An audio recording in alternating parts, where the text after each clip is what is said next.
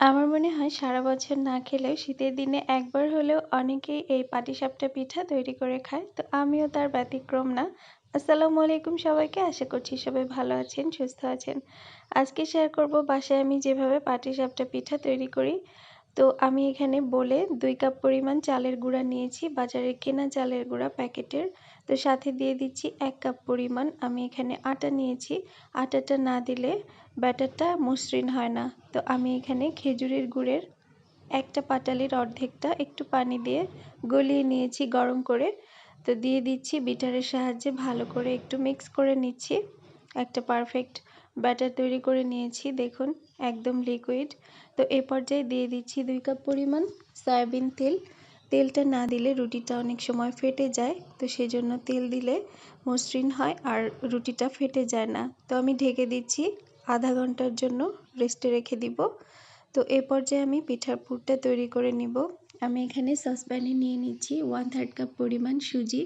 সুজি দিয়ে করলে এটা আমার কাছে বেশি ভালো লাগে। দিয়ে দিচ্ছি 1/2 কাপ পরিমাণ চিনি এবং দিয়ে দিচ্ছি 1/2 কাপ পরিমাণ গুঁড়া দুধ।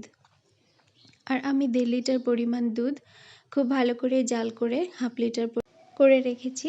দুধটাও দিয়ে দিচ্ছি। দুধটা কিন্তু বেশ একদম ঘন করে জাল করে রেখেছিলাম। তো এখানে দুধটা দিয়ে আমি ভালো করে স্প্যাচুলা দিয়ে সব কিছু একসাথে মিক্স করে নিচ্ছি। তো চুলার জালটা অন করে দিলে অনেক সময় দলা পাকিয়ে যায় সুজিটা।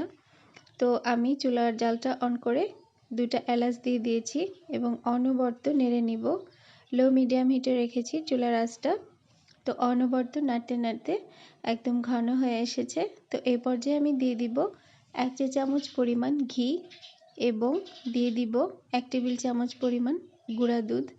আবার একটু দিয়ে ভালো করে মিক্স করে নিচ্ছি। লাস্টে গুঁড়া দুধটা দিলে খেতে অনেক বেশি মজার হয়। তো আমার পুরটা কিন্তু একদম রেডি হয়ে গেছে। এখন আমি চুলাটা অফ করে দিচ্ছি। চুলায় আমি আরেকটা প্যান বসিয়েছি, দিয়ে দিচ্ছি ব্যাটার। রুটি তৈরি করে নিচ্ছি।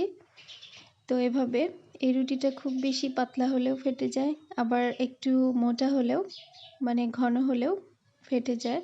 এটাই হচ্ছে প্রবলেম। তো বারবার দিয়ে দেখলেই এটা ঠিক হয়ে যায়। তো একটু শক্ত হওয়ার পর পুরটা দিয়ে দিচ্ছি, রুটিটা ভাঁজ করে নিচ্ছি এভাবে। আমি কিন্তু প্যানে এক্সট্রা কোনো তেল দেই নাই, আমি যে ব্যাটারের মধ্যে যে তেল দিয়েছিলাম ওটাতেই হয়ে গেছে। আবার একটু সেঁকে নিচ্ছি যেন কাঁচা কাঁচা কোনো গন্ধ না থাকে। তো তৈরি হয়ে গেছে আমার সবগুলো পিঠা, ওভাবেই তৈরি করে নিয়েছি।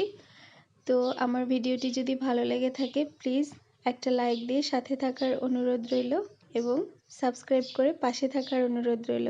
সবাই অনেক ভালো থাকবেন, সুস্থ থাকবেন। আল্লাহ হাফেজ।